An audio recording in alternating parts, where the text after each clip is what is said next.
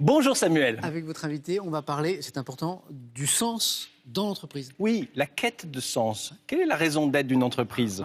Voilà une bonne question. Bonne question, j'espère que vous avez des réponses. Et en tout cas, notre invité en a. Deux points l'écho.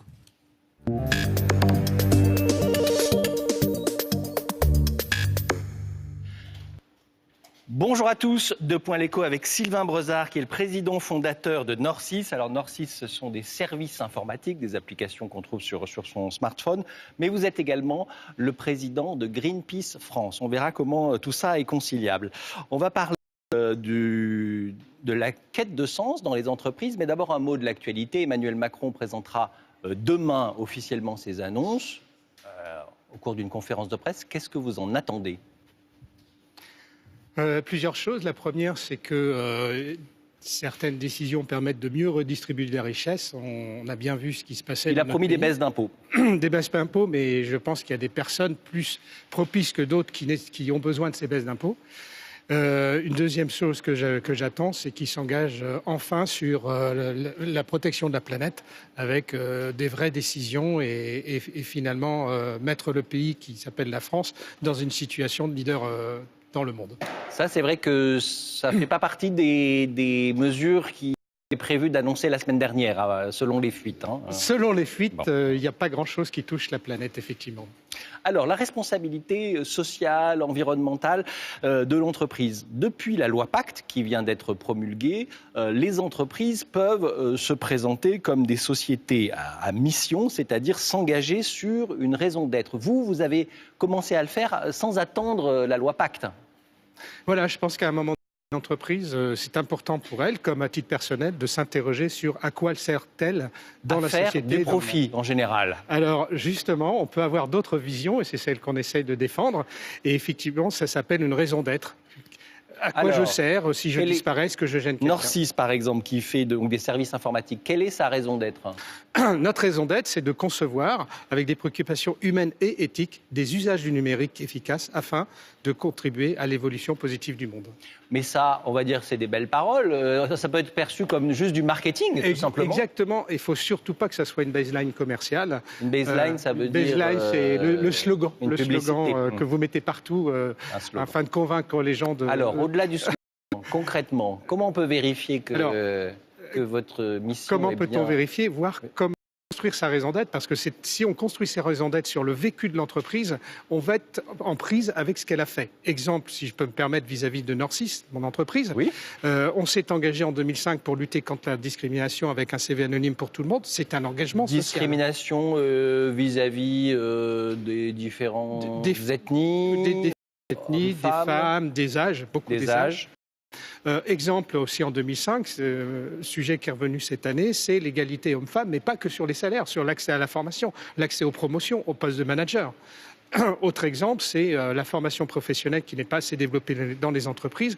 Qu'est-ce que nous faisons, nous, à ce titre-là ? Voilà, ça, ce sont des engagements très concrets sur le plan social. Mais il y en a d'autres. Alors, l'AFP, l'agence France-Presse, vous pose une question assez concrète, vous qui êtes dans l'informatique. Nous sommes de plus en plus dépendants d'applications en tout genre sur notre smartphone, des applications qui ont un coût énergétique. Alors le tout numérique, est-ce vraiment bon pour l'environnement ? Voilà, alors quand je vois tous les écrans et les ordinateurs qu'il y a ici, oui, effectivement, nous on pollue aussi avec nos écrans, vous voulez dire ? Je me dis qu'on est à peu près dans le même schéma, c'est-à-dire fort générateur de gaz à effet de serre et des CO2. Si on fait un bilan carbone des sociétés d'informatique et puis de communication, bien sûr. On pollue pas mal. On pollue pas mal. Donc il y a deux solutions ou deux pistes. C'est bien sûr de voir en quoi on peut réduire. Enlever un écran. Mais bon, ça sera peut-être tristouille pour le téléspectateur. Des écrans à faible consommation, déjà. Donc c'est réduire, ça s'appelle l'efficacité énergétique. Et puis la deuxième chose, de se dire comment je peux compenser. Donc sur les grands, ce qu'on appelle les clouds, ces grands centres serveurs qui réunissent toutes les données qu'on utilise en permanence, aujourd'hui, on peut les alimenter en énergie renouvelable, on peut récupérer la chaleur qu'ils émettent. Voilà, donc il y a des tas de pistes et des actions à mener pour compenser ce bilan carbone. Et alors vous dites que quand vous polluez, vous compensez en plantant des arbres. Vous m'avez expliqué ça. C'est ça. C'est-à-dire que...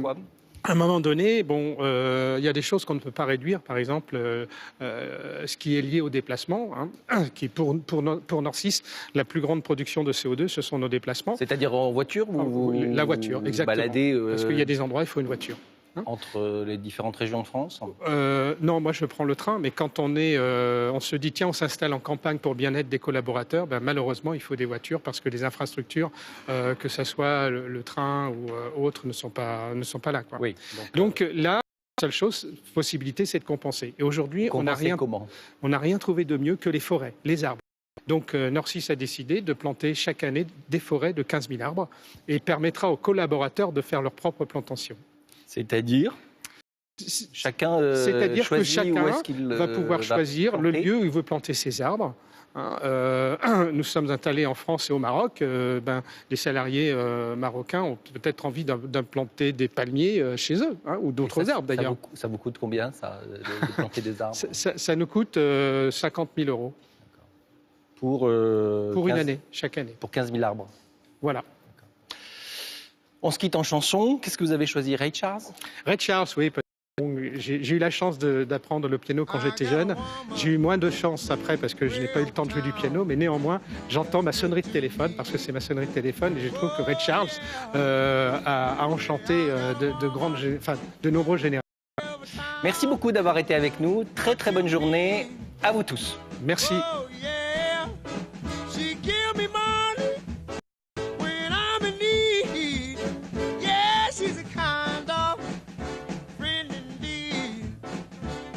Merci.